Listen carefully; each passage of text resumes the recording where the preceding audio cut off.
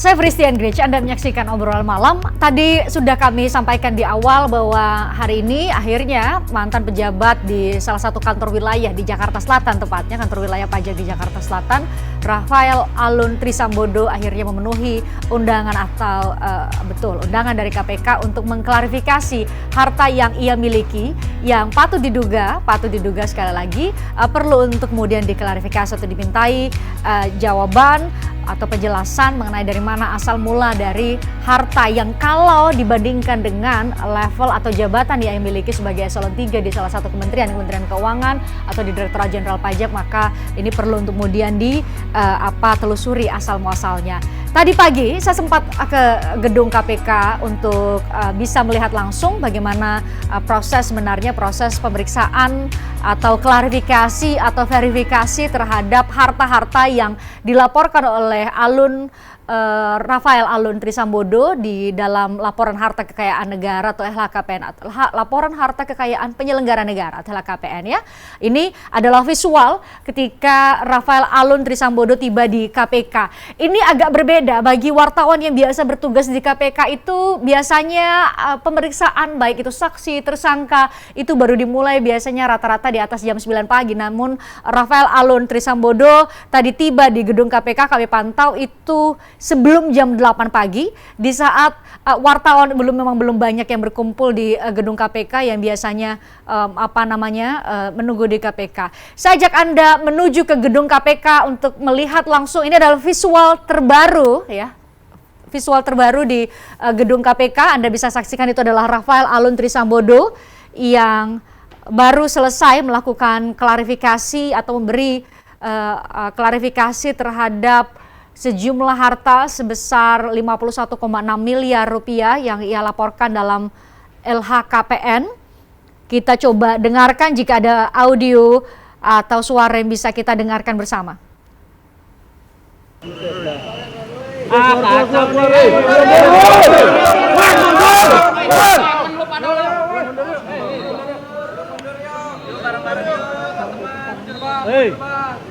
Bang, mundur aja bang. Bagi-bagilah, makan sendiri aja. Itu dong. Ya bareng-bareng yuk. Nggak bisa. Iya lah.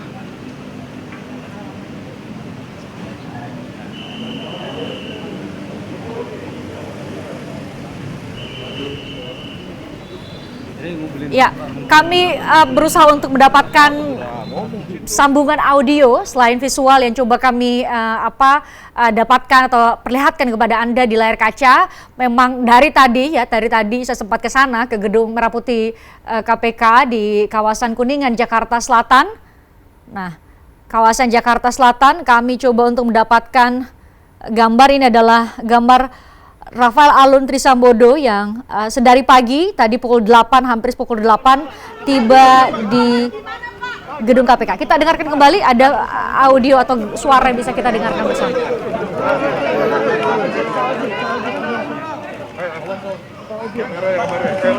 Saya sudah sampaikan itu, permisi, saya sudah lelah dari pagi. Tolong siap saya ya. Saya sudah lelah. Pak, soal AG gimana Pak? AG harus jadi tersangka AG ya Pak? Pak, siap jadi tersangka nggak Pak? Halo. Hartanya dari mana Pak? Hartanya Pak? Hartanya dari mana aja Pak? Pak dari soal pajak Pak ya? Pak soal pajak ya? Kolom, awas. Kolom. Awas. Udah. Kabel.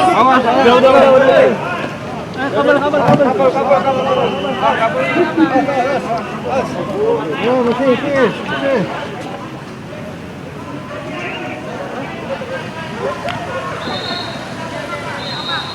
Mau turun. Seru bang. Ayo cepat. Nih. Thank you bang.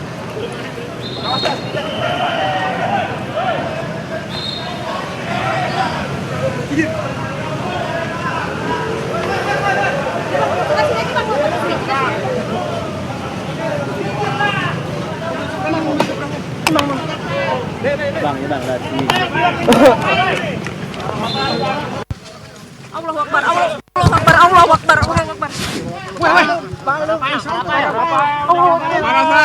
pakai Innova, Pak.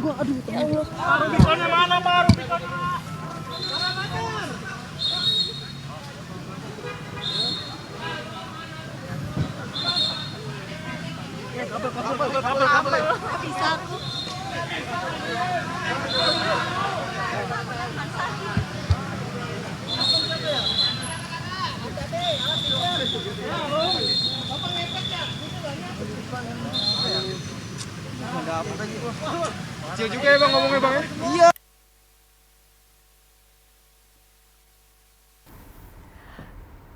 Ya, seperti yang sama-sama kita saksikan tadi, ini adalah hal yang sama yang dilakukan oleh Rafael Alun Trisambodo dari pagi. Memang tadi wartawan tadi pagi saat dia datang sekitar pukul 8 mencoba untuk memintai keterangan atau komentar dari Rafael Alun, tapi diam. Tadi juga kita dengarkan bagaimana pertanyaan bertubi-tubi dari teman-teman wartawan yang bertugas di Gedung Merah Putih KPK Jakarta, namun tidak dijawab. Mulai dari keluar di lobi gedung KPK sampai ke dalam mobil, tadi Anda saksikan bagaimana juru kamera kami bertugas di sana, tim liputan di sana untuk berusaha mendapatkan gambar dan juga pernyataan dari Rafael Alun Trisambodo, namun sampai masuk ke dalam mobil ia tidak mengatakan atau tidak berkomentar apapun. Nah, tadi sembari menunggu proses pemeriksaan, karena memang di Gedung Merah Putih ada Direktorat LHKPN, disitulah Rafael Alun Trisambodo sebenarnya dimintai keterangan untuk verifikasi satu-satu. Tadi kami sempat berbincang dengan Deputi Bidang Pencegahan dan Monitoring KPK yang menjelaskan ternyata pemeriksaannya memang sangat detail. Tadi ada beberapa berkas yang diperiksa,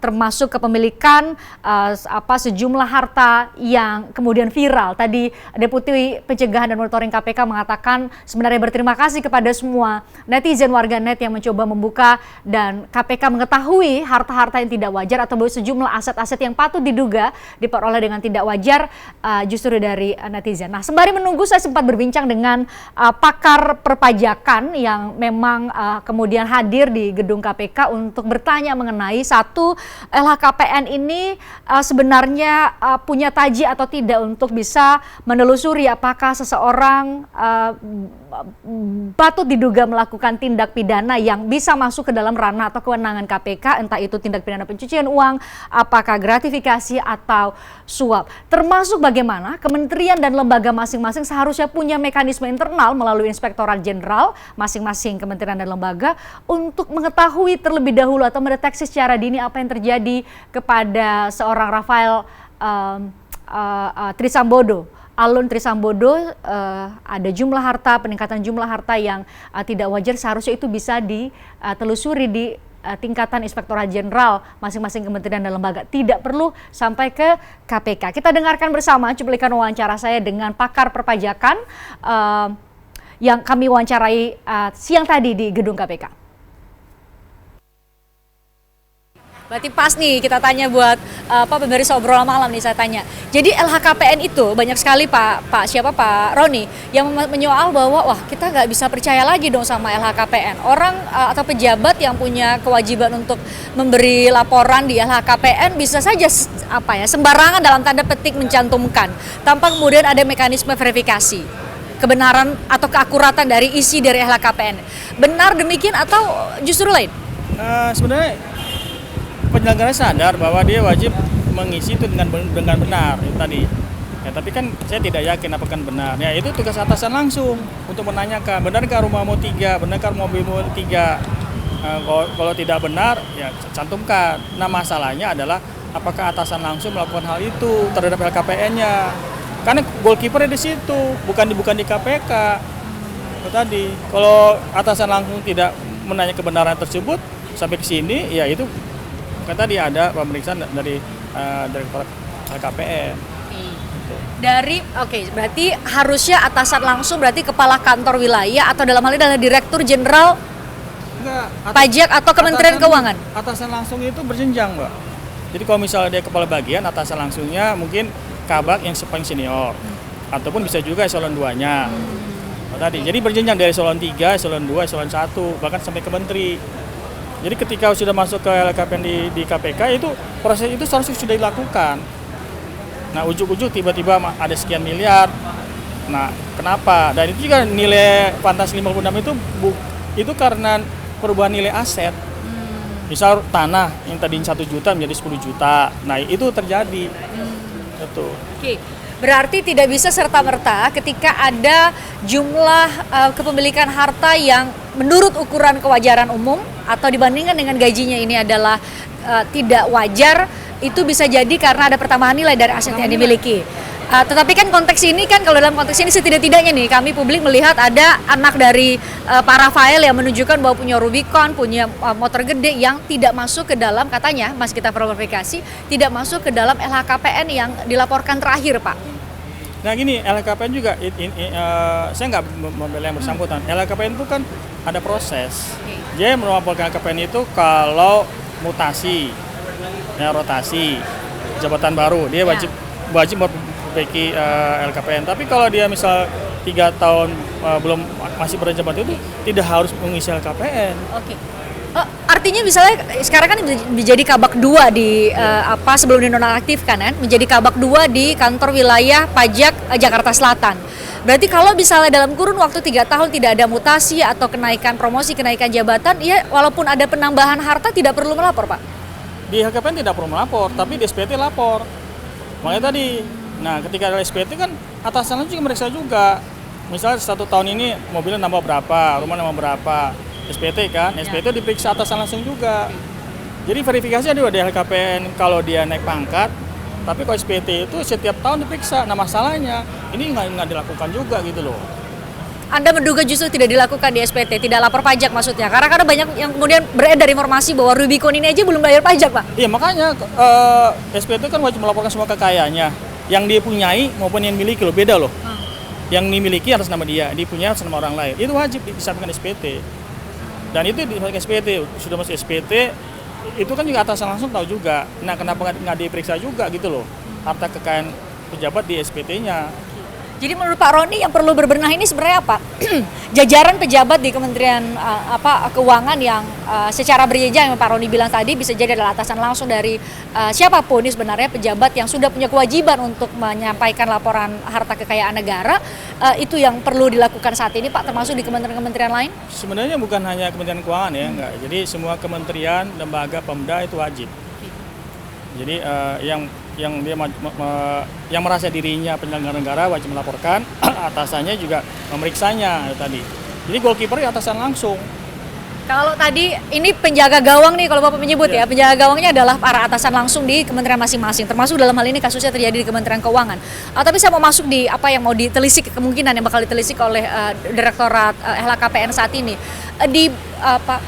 Dalam melalui pintu atau celah mana KPK bisa masuk, Pak? Tadi Bapak menyebutkan ini bisa jadi diperiksa nih LHKPN terakhir, bisa masuk, bisa jadi jalurnya langsung ke tindak pidana pencucian uang, bisa jadi ke gratifikasi, atau bisa jadi ada suap.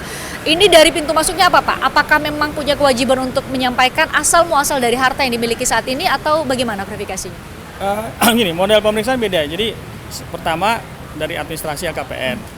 Kalau ditemukan ada yang di luar itu, bukan kewenangan dia, kewenangan penindakan. Nah, penindakan akan dilihat harta yang tidak terdaftar asal-usul dari mana, siapa yang memberi, uangnya dari mana, ya mungkin gratifikasi, suap, untuk pencucian uang. Jadi beda-beda gitu loh, Mbak. Jadi ini satu sisi selesai, yang tidak di sini, misal ada harta yang ini, tindak penindakan. Ini nanti ditanya, dari mana nih harta Anda, berapa, apakah dari gratifikasi, suap.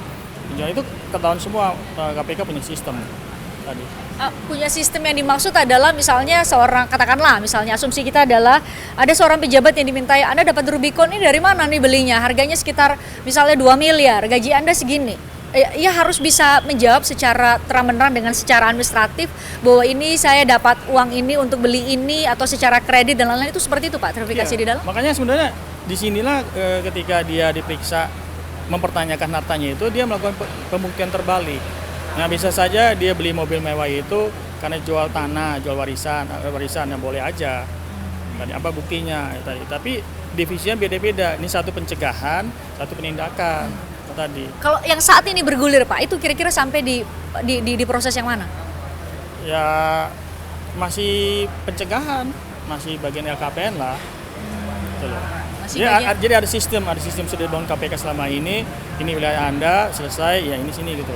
Oke, kita belum masuk lah ke penindakan Pak, tapi saya ingin dapat clear. Ini yang saat ini tengah berlangsung, menurut sepengetahuan Pak Roni, yang saat ini tengah berlangsung berarti yang diverifikasi LHKPN ini berarti apakah ada penambahan harta? Atau ada harta yang belum didaftarkan di LHKPN terakhir? Itukah yang dilakukan Pak? Ya, Belum sampai pertama kasal dia, muasal? Menanyakan apakah LKPN ini sudah diisi dengan benar. Tadi, misalnya 10, apakah 10 ada buktinya. Nah, dia harus jujur, oh ternyata ini tidak. Misal masih ada lagi, ya udah dicatat aja, nanti yang ini yang ngusut bidang lain gitu aja Pak. Itu. Berarti kita tidak bisa langsung hari ini mendapat jawaban bahwa iya ditemukan harta tidak wajar asalnya dan besarannya di LHKPN Rafael Alun. Enggak ya Pak? Nggak bisa. Itu jangan kewajaran itu juga yang mau saya klarifikasi. Itu kewajaran itu karena harta aset tanah dan bangunan. Tadi. Dan uang mungkin saja kan, kalau uang kan gampang ditelisik kan. Misal rekening Anda berapa, misalnya 3. Sekarang kan KPK punya sistem bahwa yang bersangkutan punya rekening ada berapa. Dan bukan rekening dia loh, rekening keluarganya, istri, pasangannya, anak-anaknya. Itu tadi. Jadi selama ini yang dilaporkan itu sebenarnya bukan rekening dia, tapi rekening pasang hidupnya dan anak-anaknya. Masuk situ. Dan saya nggak yakin ini masuk semua nih. Ya paling kebanyakan di daftar hanya miliknya dia. Dia mungkin lupa istrinya atau anaknya. Padahal di undang-undang dikatakan laporan harta kekayaan penyelenggara dia dan pasang hidupnya dan anak-anaknya. Termasuk kalau memang masih ada orang tua mertuanya wajib dilaporkan. Tapi selama ini tingkat kepatuhan untuk melaporkan pasangan hidup, anak, mertua dan lain itu kurang. Tugas atasan langsung mengingatkan apakah sudah diisi dengan benar. Bahwa yang diisi itu bukan hanya diri Anda loh. Pasangan hidup Anda, anak-anak Anda. Misal bisa saja terjadi mobilnya atas nama anaknya, itu wajib dilaporkan. Pak Roni terakhir, lantas bagaimana fungsi dari Inspektorat Jenderal di masing-masing kementerian? Ini apakah memang secara yuridis normatif tugas mereka hanya mengenai penggunaan anggaran negara di kementerian itu, atau juga bisa masuk selain tadi atasan langsung bisa mengingatkan dan menegur langsung, memverifikasi sebenarnya penambahan harta dan harta tidak wajar dari bawahannya secara langsung, Inspektorat bisa masuk nggak? Atau seharusnya masuk Pak? Masuk, itu bagian dari 5 tahapan tersebut. Dia nomor 4 malah, nomor 5 menterinya kan. Kalau Inspektorat Jenderal tidak melakukan, di bawahnya ada inspektur, nah berarti ada masalah di sini. Jadi itu laporan itu berjenjang dari atasan langsung, eselon 2, kan, eselon 1, kan, eselon 1 kan ada inspektur, ada Inspektorat Jenderal, nah terakhir menteri. Nah, tadi. Jadi kalau memang ini berarti ada masalah di sini gitu loh. Ya, siapapun yang maksudnya kementerian manapun, di situ. Di kementerian manapun? Iya, itu kayak gitu jenjangnya. Jadi kalau misalnya sekarang heboh tuh sebenarnya kehebohan itu diawali dari pengawasan. Jadi kalau ditanya ke Pak Roni nih, mau benah-benah kementerian dan lembaga soal LHKPN, berarti yang selama ini tidak jalan justru adalah pola pengawasan secara berjenjang di kementerian dan lembaga. Dan dari atasan langsung, kuncinya di situ goalkeepernya. Kalau atasan langsung itu kan berjenjang, kalau tidak lakukan seperti kayak gini. Jadi ya tadi nggak diperiksa kok, kan? Itu yang terjadi. Karena Pak, hukum kalau 3 bulan itu tidak ada tanggapan, dianggap sudah benar. Tadi kan. Jadi ada pembiaran, patut diduga ada pembiaran oleh atasan langsung sehingga kemudian sampai ke KPK. Dia mengisi, tidak ada tanggapan, ya berarti udah benar dong, saya nggak salah dong. Jadi saya bukan bela yang salah, enggak. Dia nggak salah. Tapi menurut Anda ada sistem yang nggak jalan di kementerian dan lembaga masing-masing? Iya, seharusnya demikian. Maksudnya penegak hukum lah yang mengatakan itu. Saya kan hanya sebagai akademisi, saya nggak bisa menjudge orang gitu. Makasih Pak Roni. Ya. Thank you. Dari pakar perpajakan ya, saya wawancara tadi di gedung KPK sembari menunggu Rafael Alun diperiksa atau dimintai verifikasi asal muasal hartanya adalah soal mekanisme pengawasan di internal kementerian dan lembaga dan keberadaan Inspektorat Jenderal di masing-masing kementerian dan lembaga yang belum jalan dalam tanda petik menurutnya. Saya akan ajak Anda ngobrol dengan sejumlah narasumber untuk mendapatkan perspektif lain. LHKPN masih bisa kita percaya nggak sih keakuratannya, giginya atau tajinya untuk bisa mencegah ada kepemilikan harta yang tidak wajar, termasuk apakah ini bisa mencegah tindak pidana korupsi. Saya ajak Anda ngobrol, usai jeda di Obrolan Malam. Tertarik dengan diskusi saya dengan para narasumber? Saksikan Obrolan Malam dengan topik-topik menarik lainnya. Jangan lupa subscribe ya channel YouTube Berita 1. Like, komen, dan share video ini ya. Terima kasih.